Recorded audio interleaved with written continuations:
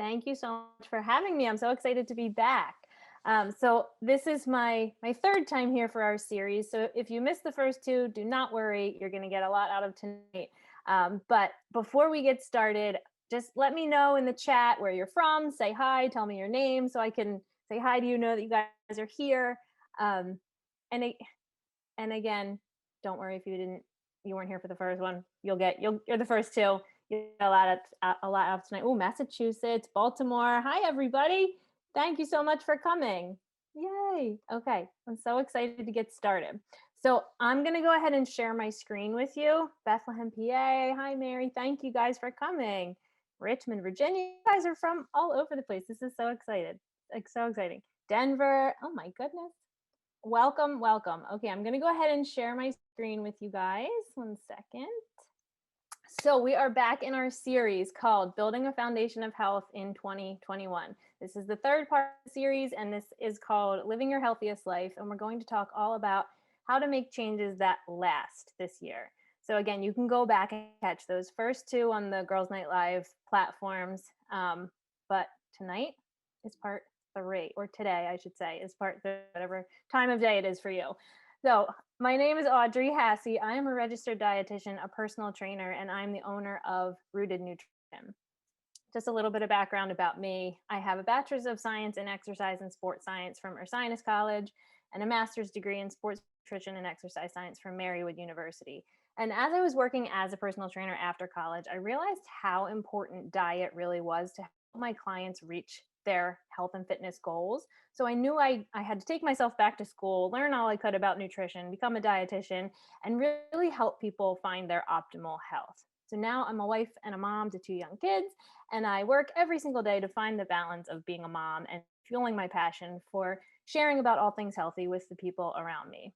And at Rooted Nutrition, I run a nutrition and healthy lifestyle coaching business where I work one-on-one really closely with clients to help them reach their goals. And I provide guidance and feedback and the accountability that they really need to make healthy changes that are realistic for their unique lives.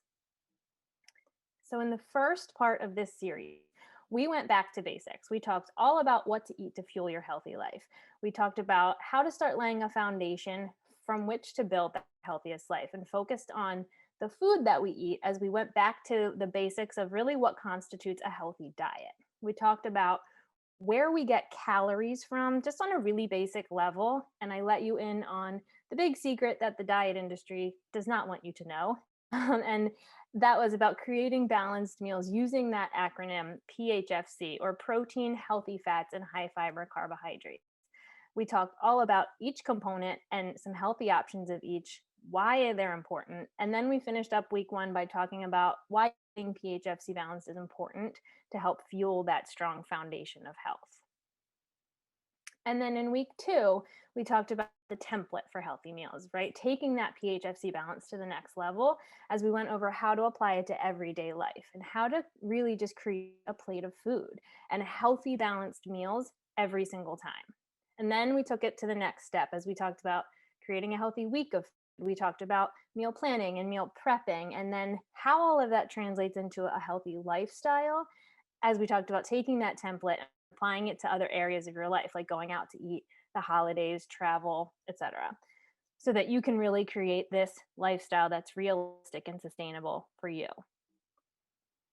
And that brings us to what we're going to talk about today, which is taking all of that knowledge and the tools that we've learned so far and doing the real work to make some realistic changes that are actually sustainable. So the first thing we're going to talk about is your mindset, right? You're probably thinking, like, I thought this was a workshop about food, like, what is she talking about? And it is, but we're going to talk about your mindset in regards to the food that you eat, in regards to health and why they're connected and why that matters.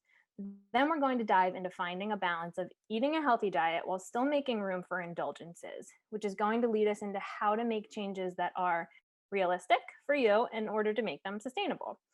And then finally, we'll finish up talking about how, making healthy swaps for foods that you typically eat so that you can create healthier versions of your favorite foods. And then at the end, we're going to do something really fun which I'm going to need help with. I'm going to go to the chat and ask you to tell me some of your go-to meals that you think might need like a little healthy facelift. And I'll do a little mealtime audit for you and give you some healthier alternatives using the foods that you actually eat. So I'm going to tell you how to kind of better PHFC balance those meals because the name of the game today is making it realistic for you. So let's get going. So, day one of this series, we started with our pyramid. At the base of that pyramid, we found mind, body, and food, right? At the tippy top of that pyramid is your healthiest life or optimal health. And we said that these three things, mind, body, and food, lay the foundation for the life that you live, right? They shape and mold and determine the choices that you make in regards to things like food choices, exercise, how you treat your body, attitudes, habits, behaviors around health, which then in turn results in the quality of your health and it dictates your life, that overall life that you live. So obviously there are many, many things in life that we cannot control, which we all are very well aware of right now. But some of the things that we do have control over, right, even in the midst of the craziness, are the food choices that we make, how we move our bodies, how we treat our bodies, and our mindset. That's also something that we have control over. So that's where we started this series. We started week one talking mostly about food. Today, we're going to just kind of dip our toe into the world of mindset so that we can bring it full circle as we lay that foundation at the start of this year for finding optimal health and creating healthy habits that are going to last, hopefully well beyond this year. So, my first question to you today is what is your mindset, right? Why does that matter? Why does that matter when we talk about creating a foundation of health? Here's why. Because your mindset is the starting point from which you do all the things that you do, make all the choices that you make, think all the thoughts that you think, and go forth into this world and live the life that you live, right? Your mindset matters. And this year, it's time to own your mindset. Why does that have anything to do with food? Because it's the driver of all your food choices, right? Your behaviors around food and the reason why you engage in certain habits. Your mindset matters big time. So we're looking for optimal health, right? That's the name of the game. The top of that pyramid that we talked about. In the next few slides, I'm going to look at a few different mindsets that we might start from, or if we call them like the foundational pieces of that pyramid as we're trying to build our healthiest life. So this is one that I call the diet mentality. We can all probably very much relate to this one. If we look at this mindset and think about the bottom of that pyramid, right? Mind, body, and food. Our mentality might look something like this as far as mind goes, right? Maybe it's, I have to lose weight to be happy and healthy. I'll finally be happy when I finally lose the weight, right? Maybe that's a mindset that you would start with that you think will get you to optimal health, right? For your body, maybe it's, I'm unhappy with my body. I hate my body. I will make my body do what I want it to do, regardless of what it needs. Those might be some other mindsets. And then as far as food goes, maybe it's all about calories, calories, calories, calories, restrict more, count all the calories, be perfect when it comes to food. Anything outside of perfection is not good enough, it's a failure. So these might be some kind of dieting mentality foundational concepts that you might start from in this mentality. So if that's your starting point, the result will most likely not be lasting, right? It will not be sustainable. It will not be a healthy lifestyle. And here's why. This is really why diets don't work long term. Because you're going to get stuck in this mentality, in this cycle. And it can be daily, it can be weekly, it could be a yearly cycle.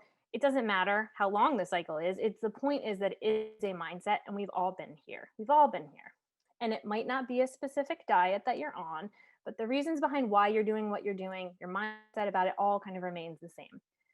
So here we are, right? You have this dieting mentality. You start restricting, right? You start following the rules. You start dieting. You start cutting calories, depriving yourself of certain foods, maybe entire food groups. Maybe you're under eating and over exercising, whatever the case may be, right? You start here.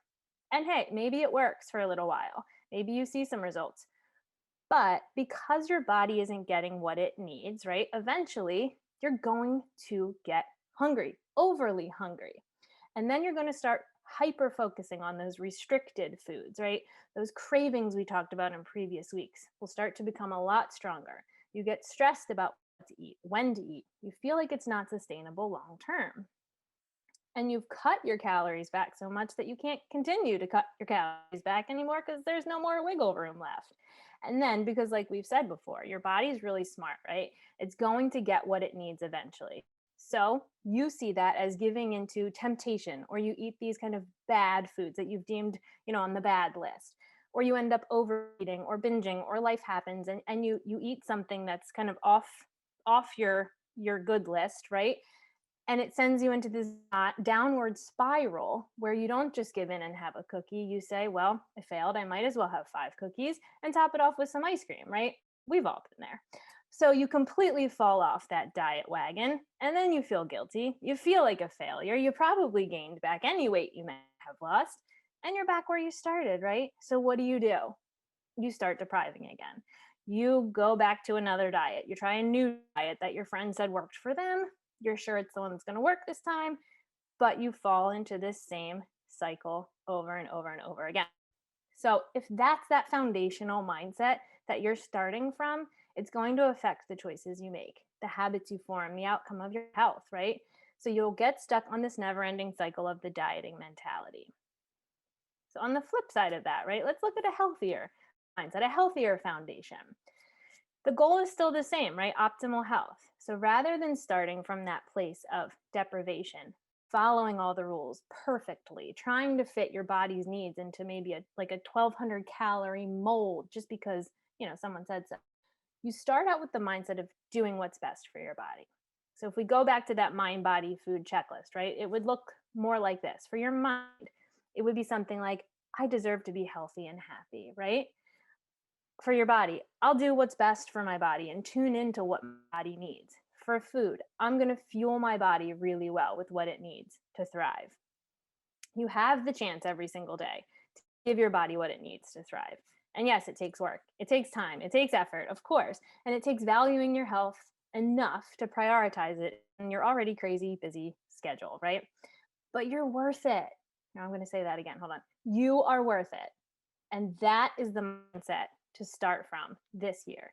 This is the year to own your mindset, to own your health. It's no one's responsibility but your own. And it is time to do the real work to make changes that are going to last. So, a healthier mindset would look like this, right? Your goal is optimal health. You're willing to give your body what it needs to thrive, to eat balanced, healthy meals, prioritize things like sleep and exercise and stress management and self care.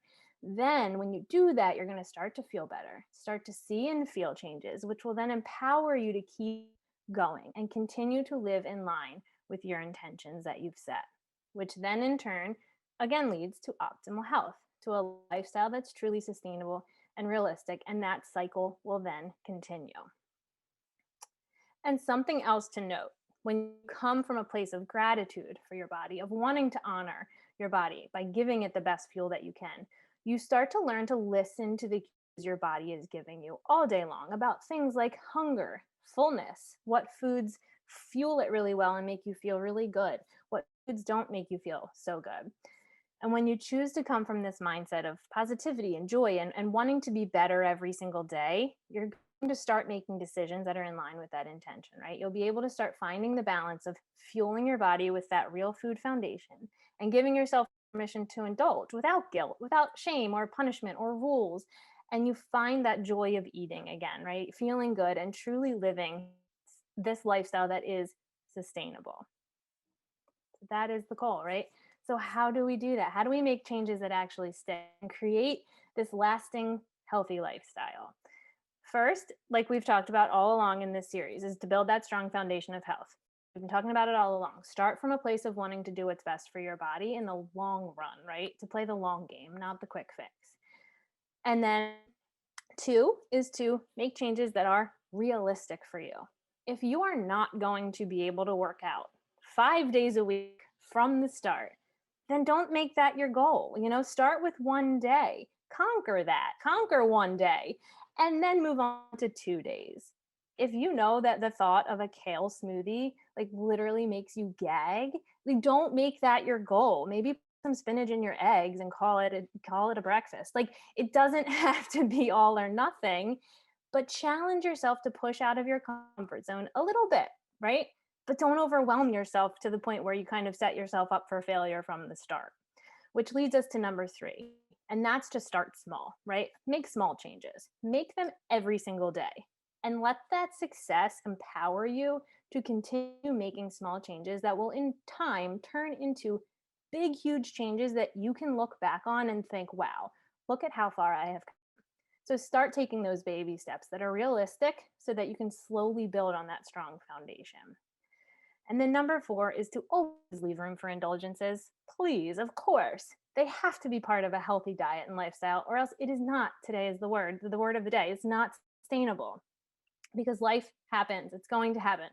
Birthdays, happy hour, virtual, in person, whatever, your favorite cookies, your mom's, chocolate cake that you love. Like these things are going to happen. So you have to be mentally prepared to know that you have your real strong, real food foundation in place that you will come back to, and that you have the freedom to let yourself indulge in these things that are worth it to you. So let's talk about how to do that, right? Like, what does that actually look like? In theory, that's great, right? But how do you actually achieve that, right? Because I can tell you that finding that food freedom that I'm talking about and that balance is so freeing. It's such a wonderful feeling. So I want to look at kind of what that looks like. The goal is to be in this more balanced mentality, right? I did not come up with this. Another dietitian came up with this. I heard it from her. I have to give her credit. It was not me that came up with this, but I loved it so much that I had to share this concept, right? We want to live in this balance zone, right? Right smack dab in the middle there, right in that middle bubble of balance. So, for that to happen, we need to find the balance of eating for health, of course, for social situations, and for taste and pleasure. Those things have to be in our balance, right? So, our baseline should be health, yes, of course, but that it's not everything. Why it's the biggest bubble, but it's not everything.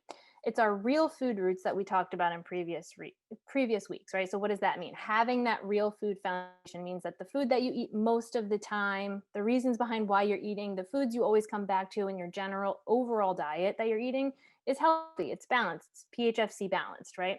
So if you missed weeks 1 and 2 and you don't really know what I'm talking about, this PHFC thing, you can go back and find those workshops. But just to recap really briefly, PHFC stands for protein, healthy fats, and high fiber carbohydrates. And that's the template for creating healthy, balanced meals that are really going to fuel your body well. They're going to help you stay fuller longer and be satisfied by your meals. And they're going to nourish your body with the nutrients that it needs and help you balance your blood sugars to really kind of offset all those cravings that you tend to get when you're riding that blood sugar roller coaster all day. So, our real food roots should be where we default and come back to. Yes, it's the biggest bubble here. However, if we only eat for health, right, then we're more likely to fall back into that dieting mentality, right? There start to be rules and restrictions and stress around food, missing out on social situations, missing out on the joy that food should bring, right? So, while health should be the focus, it can't be the only focus if we want this to be sustainable. So if we think about living only in that social bubble, right, then we would allow our circumstances, events, friends, takeout, restaurants, all those things to dictate what we eat, when we eat.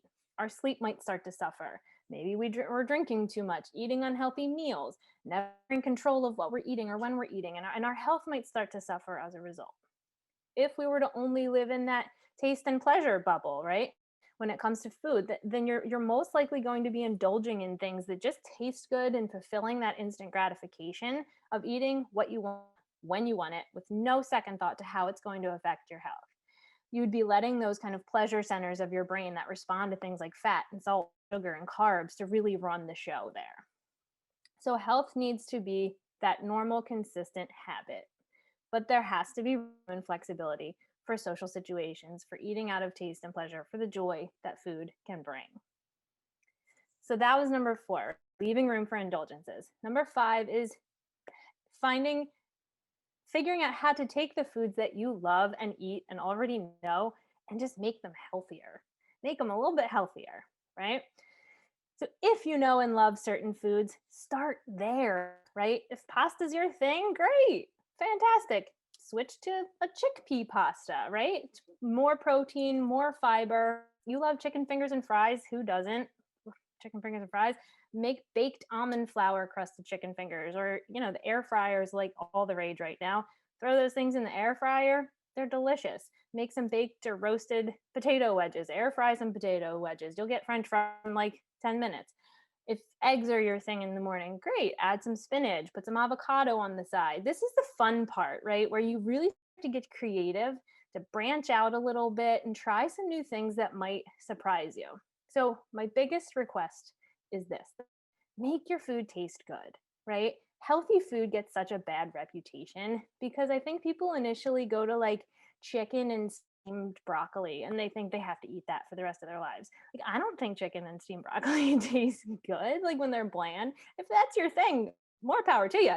But like, I like my food when it's got like some golden brown deliciousness on it, some spices in there, some marinades. Like, you got to use those to your advantage and make your food taste really, really good.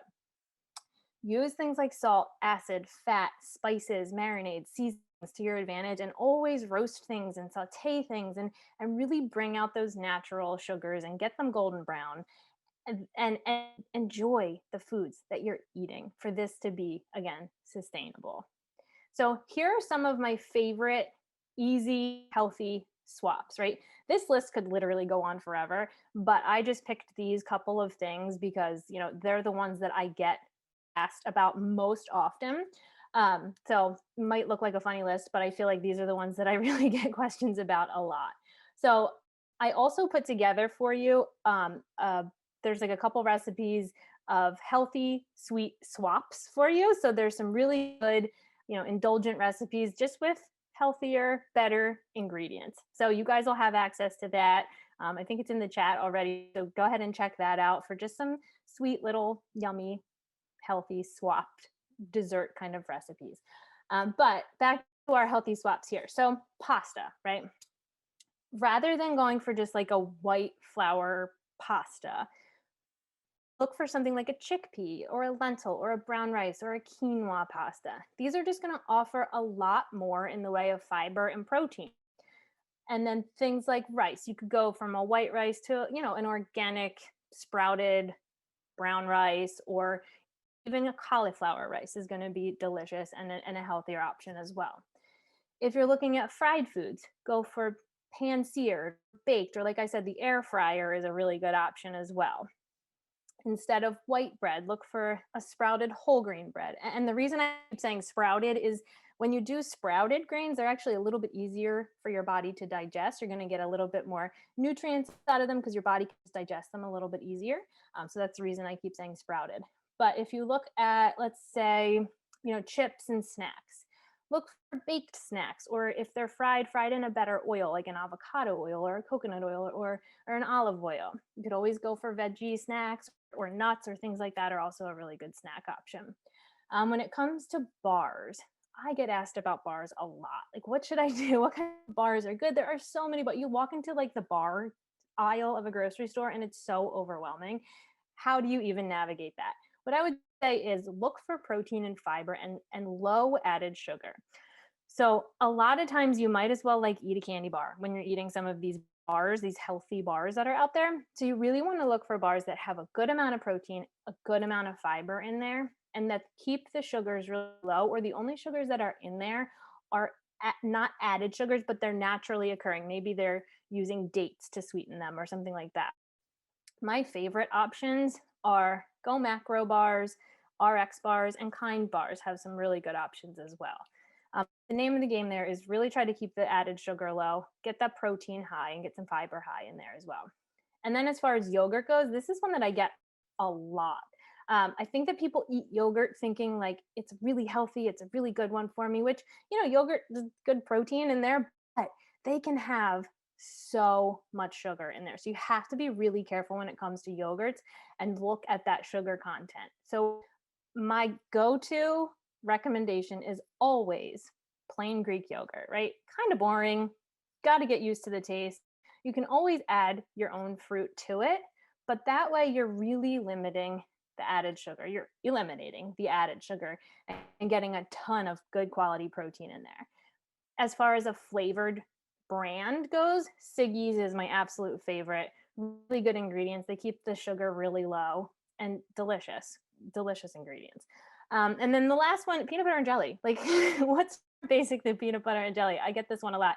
Think about the composition of that peanut butter and jelly, right? What bread are you using? Are you using white bread or bread? Go for your sprouted whole grain bread if you're going to do a peanut butter and jelly. For the peanut butter, make sure the only ingredients are peanuts and salt. Like, there shouldn't be any oil, there shouldn't be any sugar added to it. Peanuts, salt, that's all you need. Yes, you might have to stir it, but it's okay. And then their jelly, no added sugar. And again, that doesn't mean they're artificially sweetened. It means there has been no sugar added to that jelly at all. So those are my very quick, very simple, healthy swaps. But for the fun part, I want to go to the chat now, and I want to ask you guys for some help here. I want to make, this realistic for you. So write in the chat something that you typically eat, right? Breakfast, lunch, dinner, snack, whatever. And I want to help you kind of balance it out a little bit better.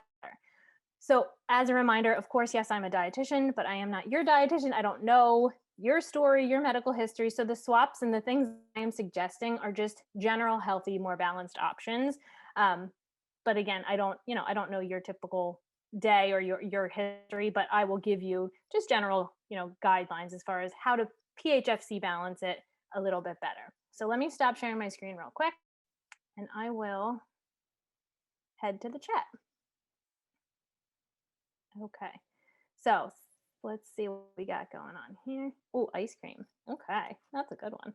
So ice cream, for ice cream, here's my thinking, right? So rather than bacon, have bacon. Don't even swap that out. Just make sure there's no nitrates in there.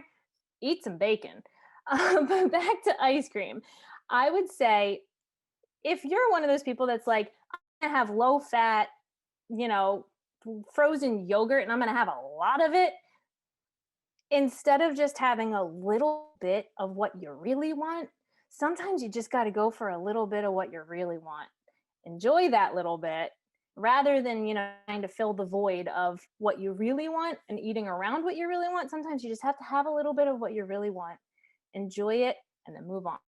Instead of eating all the things around it instead because you really want that thing, sometimes you just got to eat that one little thing and make it good quality. Make sure you find one that has a lower sugar content. There are also, if you're sensitive to dairy, there are some really, really good non-dairy options. Oatly is a really good one. So Delicious, or Soy Delicious, So Delicious, I think, is another brand that's really good. What are other? Whole Foods has a pretty good brand themselves of a non-dairy ice cream. You can also look into those brands as well. Steel cut oats versus regular oats. It doesn't, steel cut oats are good as far as, time and convenience go. Sometimes it's easier to just do the regular, like an old fashioned oat. I would say look for one that again is like a good quality old fashioned oat or a sprouted oat. And then that way you're going to be getting a lot more fiber out of it. But, you could really go either way. Oatmeal tends to be a lot of times about what you put in it. So when you're having oatmeal, it's high carb. So you want to balance that out, right? We're looking to balance these meals out. So for your oatmeal, I would add in protein and fat. So how I would do that would be, I always add in a big old scoop of peanut butter or almond butter into my oatmeal. I add in chia seeds, I add in flax meal or hemp seeds, and then I use Ripple, which is a pea protein milk. So I put in some Ripple in there for even more protein. And that's how I balance out my oatmeal in the morning. Throw some fruit on top, throw some nuts in there, and you have a much more balanced breakfast than just the plain oatmeal. That was a good one. Ice cream, candy, chicken, eggs. It's all good things. Again, we talked about the ice cream, the candy. How do you balance that out? I mean, I would say if you're going to have a piece of candy, eat it with some protein and some fat. But if it's a little piece of candy and it's your indulgence every once in a while, that's fine. Chicken, eggs, those are good. Add veggies to them. Chicken and eggs by themselves, you got your protein, right? You got a little bit of fat. add some veggies. You want to balance it out. So you got your P, you need your HFC, you need your healthy fat and your high fiber carbs. Always add veggies in with your eggs, have avocado on the side. If you're having chicken, roast some veggies in olive oil. You got your fat and um, you got your high fiber carbs there. So let's see. Oatmeal, we did oatmeal, honey nut Cheerios, bagel with cream cheese, apple slices, and yogurt is usually what I have for breakfast. You have all of those things, or is that some of those, like one of those things and that? Okay, let me say. Honey nut Cheerios, cereal. I would say go to the cereal aisle, check out some labels, find one that's going to be low sugar, high in fiber, and high in protein. So Kashi sometimes has good lower sugar options. But for Honey Nut Cheerios, I would say definitely you're gonna have to add to that. If that's all you're having, have 2 hard boiled eggs with it. So, balance that carb out with some protein and some fat. Maybe with that, you're going to have some, you know, a spoonful of peanut butter or something like that to add the fat. Bagel with cream cheese. Try to go for a whole grain bagel if you can, if you're having a bagel, and the cream cheese. So you got your carb, you got your fat. So you're looking for some protein there. Add a hard boiled egg, scramble up some eggs, apple slices and yogurt. Not bad. Add some fat though. So apple slices, you're going to have your high fiber carb. Yogurt, you're having some protein. So make sure it's a full fat yogurt for fat. You can add some chia seeds in that yogurt too to balance it out even more. I can eat a bowl nightly. I eat Farmer's Cow. Oh, of ice cream. Farmer's Cow. I don't know that one. I have to look into that one. Do you have any quick breakfast recipes besides oatmeal? Eggs are always very, very, very quick. Eggs take 2 minutes to scramble up in the morning. Again, you can make, we talked about this last week and I gave you a little meal plan last week that had some good egg recipes in there, like frittatas you could make for the whole week. And you can have that to kind of, eat throughout the week. Oat bran. Yeah, oat bran is going to have a lot more fiber than oatmeal. So I actually add oat bran into my oatmeal because oat bran by itself is a lot of bran going on. So I usually like put that in with my oatmeal just to kind of balance that out a little bit. And then again, oatmeal to balance it out, add stuff to it. Add the protein in there. Salsa and chips. To balance that out a little more, I would say the chips that you're having, make sure that they're like a good baked tortilla chip, or I love the Siete chips, which are actually cassava. They're grain free and they are made with avocado oil instead of like a sunflower oil. And then you could add some guacamole too. So do a little guacamole with your chips and salsa to get some more fat in there. And honey is honey good? I mean, it depends how much having for sure and what are you putting it on, but a good local honey is going to be a lot better than probably like the honey bear that you're finding at the grocery store. Pizza, yay, good one. Okay, pizza, how to balance pizza out. I love pizza night, but if you're having like 4 pieces of pizza and that's all you're having, you're not really balanced, right? So what I like to do for pizza is have a slice of pizza, enjoy that slice of pizza, but then have a humongous salad on the side with it. So you have your pizza, but then you balance it out with some more fat on your salad with your salad dressing, whatever you want to put on that salad, and then tons of high fiber carbs with your salad. So pizza, big old salad on the side. Let's see. Pound cake and bagels. We did that one. Egg white omelets with veggies. Love hummus as a snack. Also popcorn with that sounds actually really good. So egg white omelets with veggies. Don't be afraid of the yolk. I don't know why you're not having the yolk, but maybe you have a reason for it. Don't be afraid of the yolk. That's where that good healthy fat actually comes in. So I would say your egg white omelets with veggies is actually missing fat. So either put avocado on the side or have the whole egg instead of just the egg white. Keep the veggies. That sounds really good. And then hummus as a snack. So with your hummus, have some veggies for sure. And then popcorn with nutritional yeast. That sounds pretty good. You could have some nuts with that too if you wanted to add a little more fat. What kind of cooking oils are best? I do like avocado oil and coconut oil. Olive oil is also a really good go-to. And then I stay away from oil. It says what kind of oils to stay away from. I try to stay away from like the refined processed oils like sunflower oil, safflower oil, canola oil. Those are ones that I typically stay away from. And this one is question. Same rules for kids. Mine love cereal and don't want protein with it. I feel like I nag about this all the time. So, yes, the same rules apply to kids. Kids are people. We're all people. We all got bodies that need nutrients. So, yes, the same rules apply to kids. If you're not going to eat it, why are your kids going to eat it? Or, vice versa, whatever. So, I would say with kids, it's harder to kind of get the buy in, right?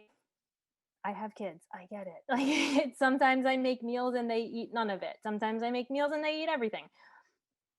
You got to hide some stuff sometimes with kids. Like I put oh my goodness. I put almond butter in my kids' cereal. Like as I'm making it, I just take a scoop of almond butter, put it in the cereal with the milk, mix it up, and that's just like how they eat cereal. Also, but I've been doing that for a long time, so it's not weird. But find ways to hide it, find ways to get their buy-in, kind of change the conversation about it so that it, becomes something that they're interested in rather than just kind of telling them they have to do it all the time.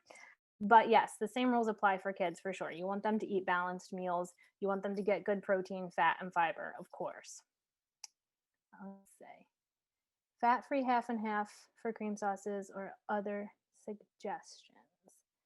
You don't have to use fat-free half and half for cream sauces. I mean, you can use the full fat. Typically, you're not using that much of it. So I would say you can use the full fat in the cream sauce. Chicken, broccoli, fettuccine, Alfredo. So that one, I would say chicken, good. Broccoli, good.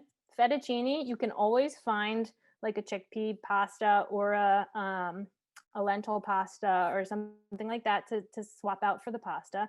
And then Alfredo sauce, if you have Alfredo sauce every once in a while, it's okay. I think it's called Primal Kitchen, has a good, like healthier version of an Alfredo sauce. It's actually good. I think it's made with cashews, so that's actually pretty good too.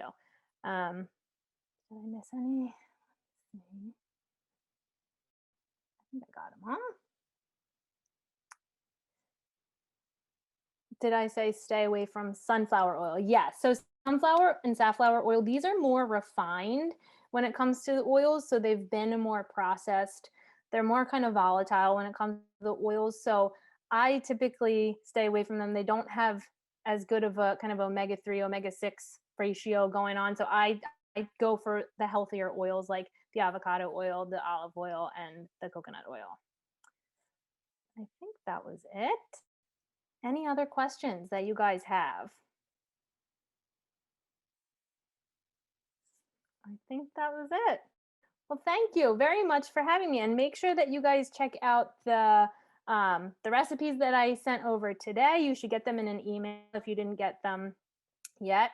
After this is over, you should get them in an email. And then if you need any more recipe inspiration, you can always head to my website. I have a meal plan on my website, a full meal plan with 4 weeks worth of really good recipes in there. So head on over there, check that out. And while you're there, if you feel like you ever need to work together, you want some accountability, you need that guidance and feedback from a nutritional kind of coach in your corner, feel free to reach out. We can set up a consultation and I would love to talk to you. So thank you all so much for being here and for all of your great input on our chat today. That was great. Thank you.